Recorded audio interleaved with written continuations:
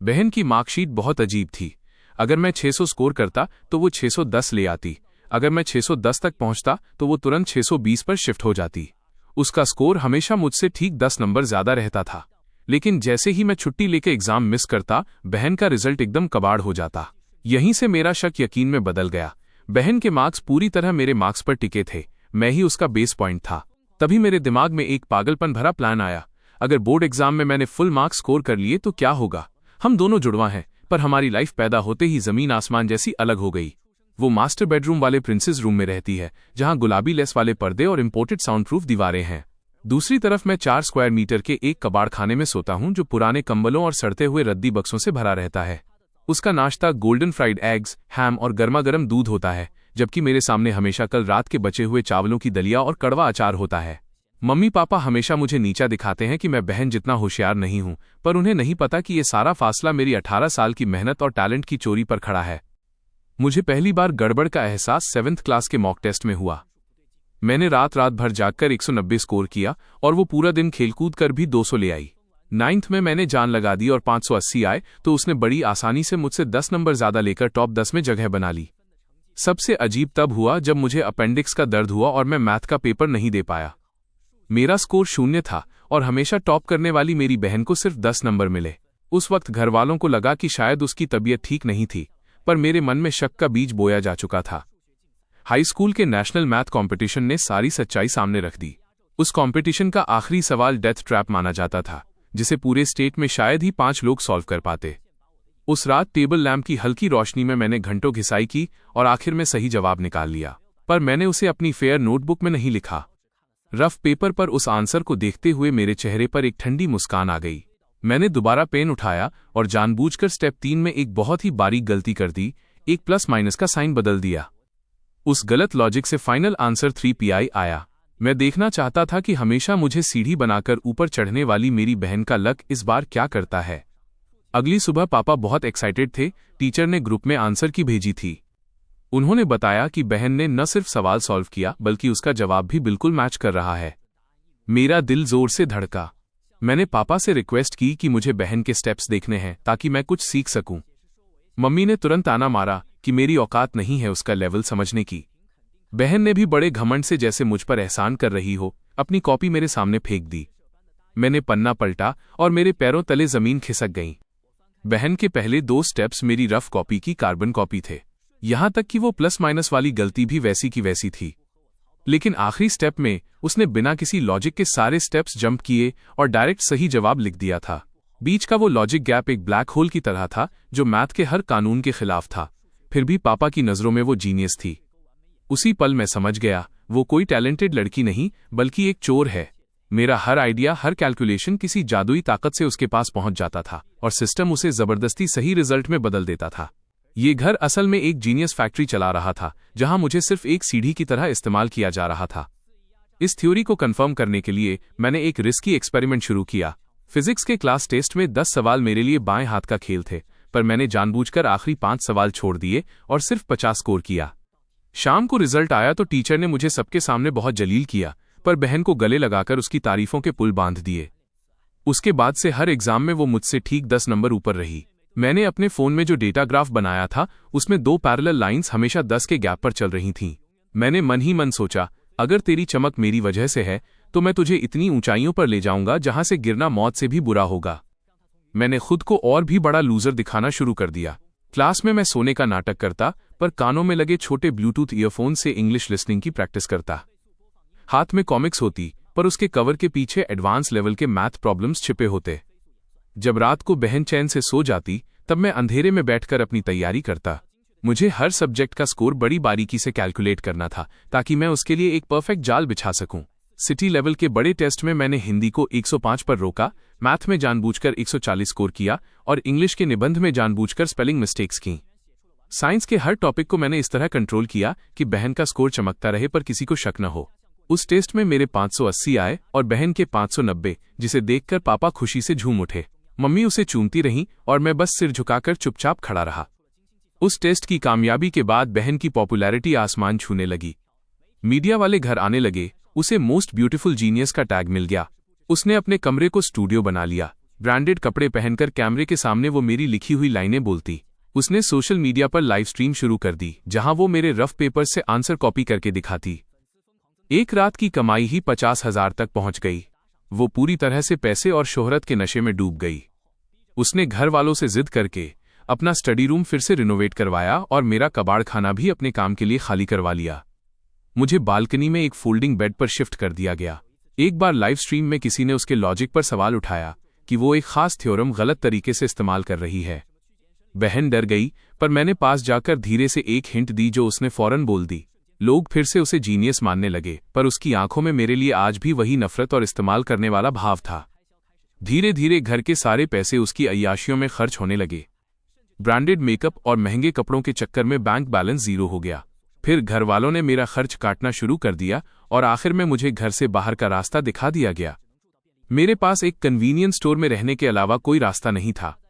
वहां मेरी मुलाकात चेन यू से हुई, जो फिजिक्स का गोल्ड मेडलिस्ट था। मैंने उसकी एक रिसर्च पेपर की गलती पकड़ी तो वो हैरान रह गया।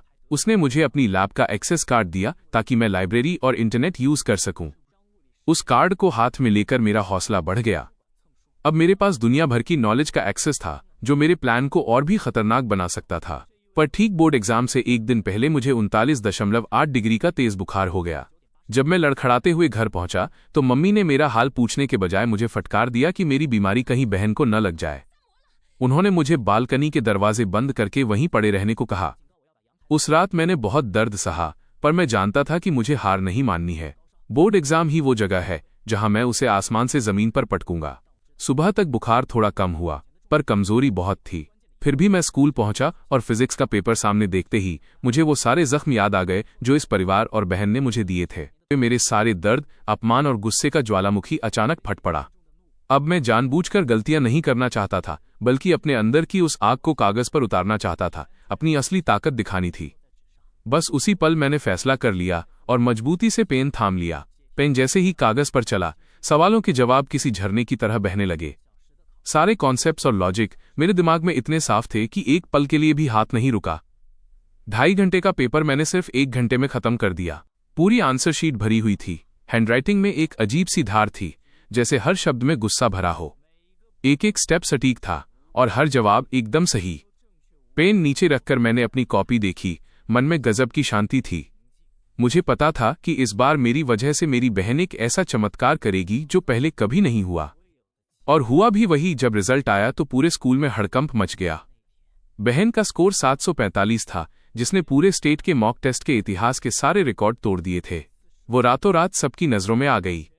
बड़े बड़े कॉलेजों के प्रोफेसर्स घर के चक्कर लगाने लगे। मम्मी पापा का लालच अब 7वें आसमान पर था। उन्होंने स्कॉलरशिप के सारे ऑफर ठुकरा दिए, क्योंकि उन्हें यकीन था कि बहन स्टेट टॉपर बनेगी। उन्होंने अभी से ही होटल में 50 टेबल की ग्रैंड पार्टी बुक कर दी थी। बोर्ड एग्जाम के पहले दिन सेंटर के बाहर पेरेंट्स का हुजूम था। पापा ने एक आलीशान लिमोजिन रेंट पर ली थी। बहन के उतरते ही रिपोर्टर्स ने उसे घेर लिया। माइक उसके चेहरे के पास थे, जबकि मैं अपना पुराना बैग टांगे भीड़ को चीरता हुआ चुपचाप एग्जाम हॉल के अंदर चला गया। हिंदी के पेपर के दौरान हॉल में ऐसी शांति थी कि सिर्फ पन्ने पलटने की आवाज आ रही थी। मैंने एक गहरी सांस ली और लिखना शुरू किया। निबंध का टॉपिक था निशान, जो जैसे मेरे लिए ही बना था। शब्दों का फ्लो इतना जबरदस्त था कि मैंने एक बेहतरीन आर्टिकल लिख डाला। मैंने लिखा, लोग अक्सर फूलों की खूबसूरती की तारीफ करते हैं, पर उन जड़ों को भूल जाते हैं जो जमीन के नीचे दफन है। अंधेरे में रहने वाली इन जड़ों को न सिर्फ अकेलापन सहना पड़ता है, बल्कि मिट्टी के भारी दबाव में दम भी घुटता है। पर यही दबाव जीवन का रस निकालता है, जिससे ऊपर की दुनिया महकती है। लेकिन जब फूल ये सोचने लगे कि वो सिर्फ धूप के सहारे जिंदा है, तब वही जड़ अंधेरे में बैठकर एक ठंडी मुस्कान मुस्कुराती है। मैंने शब्द सीमा का ध्यान रखा और आखिरी की कुछ लाइनें जानबूझकर थोड़ी उदास रखीं, ताकि बहुत ज्यादा बढ़ चढ़कर न लगे।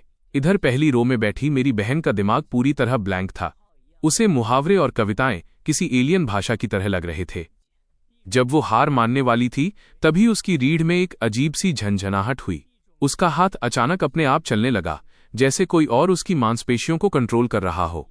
उसने वही सब लिखा जो मैंने लिखा था, वही शब्द, वही गहराई, जिसे वो खुद भी नहीं समझ पा रही थी। दोपहर का मैथ का पेपर असली खेल था, जिसमें कॉलेज लेवल के सवाल थे।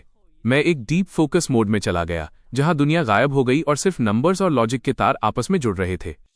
मैं एक सटीक मशीन की तरह सवाल सॉल्व करता गया। आखिरी बड़े सवाल के लिए मैंने 5 सेकंड का पॉज लिया और एक बहुत ही रेयर मेथड से उसे सॉल्व किया, नॉर्मल तरीका नहीं बल्कि ज्योमेट्रिकल मॉडल बनाकर उसे आसान बना दिया। दूसरी तरफ बहन पेपर देखकर सुन्न पड़ गई थी, पर किसी साए की तरह उसका हाथ चला और उसने 3 लाइनों में पूरा सॉल्यूशन लिख दिया। अगले कुछ दिनों तक मैंने अपना पूरा दबदबा बनाए रखा।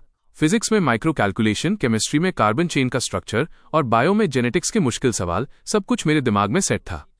मैं सिर्फ आंसर नहीं लिख रहा था बल्कि पेपर बनाने वाले को चैलेंज कर रहा था। शाम के 5 बजे जैसे ही इंग्लिश का पेपर खत्म होने की घंटी बजी, मैंने अपना पेन नीचे रख दिया। उसी पल हवा में जैसे कोई अदृश्य धागा टूट गया। वो कनेक्शन जो सालों से मेरी बहन को मेरी मेहनत और आत्मा से जोड़े हुए था, हमेशा के लिए बंद हो गया। हॉल से बाहर निकलते ही सुनहरी धूप मेरा स्वागत कर रही थी। हजारों स्टूडेंट्स खुशी से चिल्ला रहे थे, किताबें फाड़कर हवा में उड़ा रहे थे। मैं न तो चिल्लाया, न ही मैंने कुछ फाड़ा। मैं बस सुकून से चल रहा था, जैसे बादलों पर पैर रख रहा हूं। बहन को लोगों ने घेर रखा था। वो लाल चेहरे के साथ कॉन्फिडेंस में थी कि इस बार तो फोड़ दिया है। मैं भीड़ के अपोजिट डायरेक्शन में शहर के दूसरे कोने की तरफ निकल गया। मेरी आंखों में एक ठंडी चमक थी। मैं अपनी उस पुरानी दबी कुचली जिंदगी को पीछे छोड़ चुका था। बहन, अब तेरा काउंटडाउन शुरू होता है। एग्जाम के 1 हफ्ते बाद हमारे घर के बाहर रेड कारपेट बिछा था। सीढ़ियों पर लाइटें और गुब्बारे लगे थे। बहन अब दोपहर तक सोती और उठकर अपनी आंसर की मिलाती। उसने कॉन्फिडेंस के साथ कह दिया कि मैथ में फुल मार्क्स हैं और टोटल 740 के पार जाएगा। पापा ने एक्साइटमेंट में पार्टी की बुकिंग 50 से बढ़ाकर 80 टेबल कर दी। वो पूरे खानदान और दोस्तों के सामने अपनी गॉड ऑफ स्टडीज बेटी का दिखावा करना चाहते थे। रिजल्ट के दिन होटल का हॉल किसी ऑस्कर अवार्ड फंक्शन जैसा सजा था। महंगी लाइटें और आलीशान खाना, सब कुछ टॉप क्लास था। सामने की बड़ी स्क्रीन रिजल्ट की वेबसाइट से कनेक्टेड थी और कैमरे चारों तरफ लगे थे। सब बहन के टॉपर बनने का इंतजार कर रहे थे। बहन ने 2 लाख की डिजाइनर ड्रेस पहनी थी। वो किसी राजकुमारी की तरह मेहमानों के बीच घूम रही थी और तारीफें बटोर रही थी।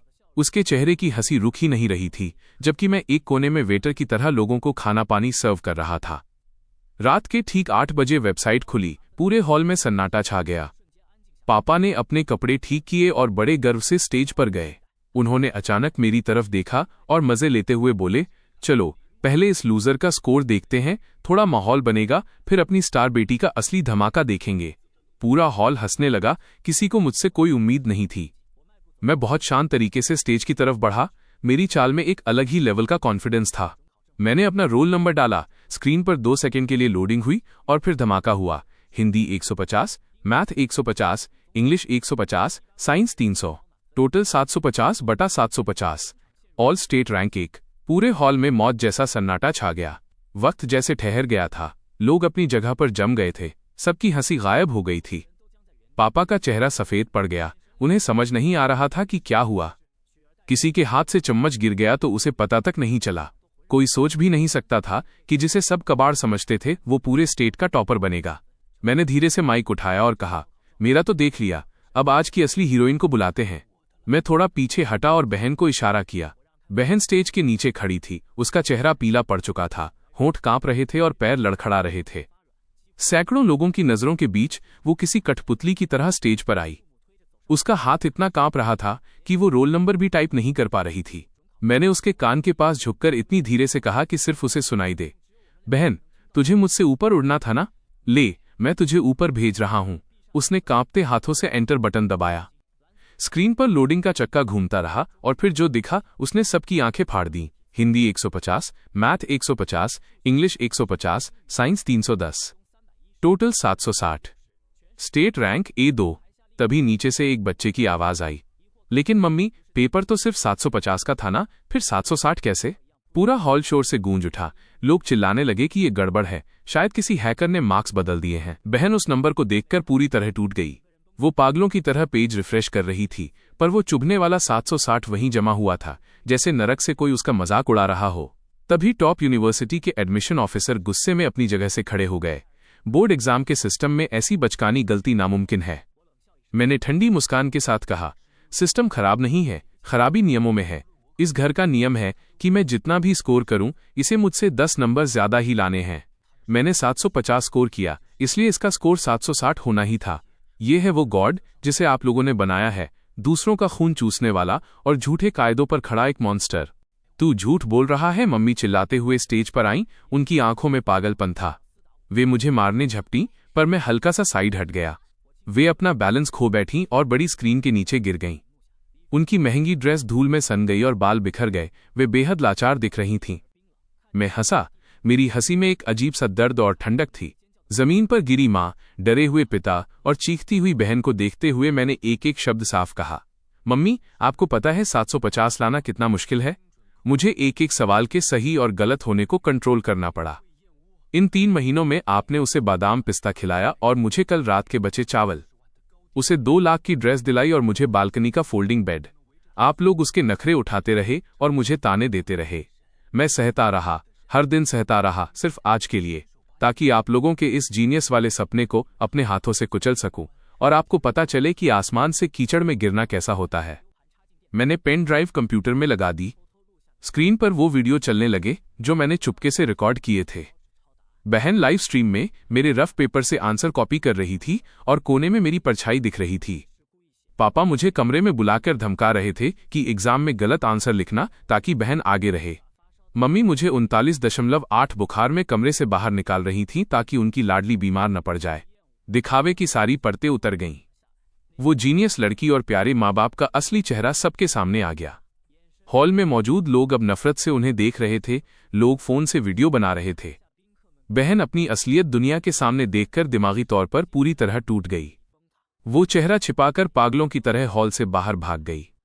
मम्मी पापा भी रोते चिल्लाते उसके पीछे भागे। पीछे छोड़ गए तो बस एक तमाशा। तभी ऑफिसर स्टेज पर आए और मुझसे बोले, अगर तुम्हारा 750 का स्कोर सच है तो बिना शक तुम इस स्टेट के असली टॉपर हो। मैंने शांति से कहा, अब चेक करने की जरूरत नहीं है। उसका 760 का स्कोर जल्द ही गायब हो जाएगा, क्योंकि इस खेल का असली खिलाड़ी अब और नहीं खेलना चाहता। मैंने पेन ड्राइव निकाली और बिना पीछे मुड़े हॉल से बाहर निकल गया। बाहर रात की ठंडी हवा चल रही थी। मैंने नदी के किनारे बैठकर एक बियर खोली और पानी की लहरों को देखते हुए कहा, अब आज़ादी है। 18 साल का बोझ और वो सारा अपमान उस बहते पानी के साथ बह गया। जैसा मैंने सोचा था वैसा ही हुआ। एजुकेशन डिपार्टमेंट ने 760 स्कोर को फर्जी घोषित कर दिया। जांच में सालों की धोखाधड़ी सामने आ गई। बहन का रिजल्ट कैंसिल कर दिया गया और उसे 3 साल के लिए ब्लैकलिस्ट कर दिया गया। उसके सारे मेडल और तारीफें मिट्टी में मिल गईं। पापा ने जो कर्ज लेकर दिखावा किया था, उसकी वजह से वे पूरी तरह बर्बाद हो गए। उन पर धोखाधड़ी का केस हुआ और पुलिस उन्हें पकड़ ले गई। घर नीलाम हो गया और मम्मी सदमे में पागल जैसी हो गईं। बहन को मेंटल हॉस्पिटल भेजना पड़ा, जहां वो आज भी दीवारों से कहती रहती है कि वही असली टॉपर है। 1 महीने बाद मेरे हाथ में देश की सबसे बड़ी यूनिवर्सिटी का एडमिशन लेटर था। वो लाल रंग का लिफाफा और सुनहरे अक्षरों में मेरा नाम, यही मेरी असली जीत थी। मैं आखिरी बार उस पुराने टूटे हुए घर में गया। मम्मी मुझे देखते ही फिर चिल्लाने लगी, तूने मेरी बेटी को बर्बाद कर दिया, तूने हमारा घर उजाड़ दिया।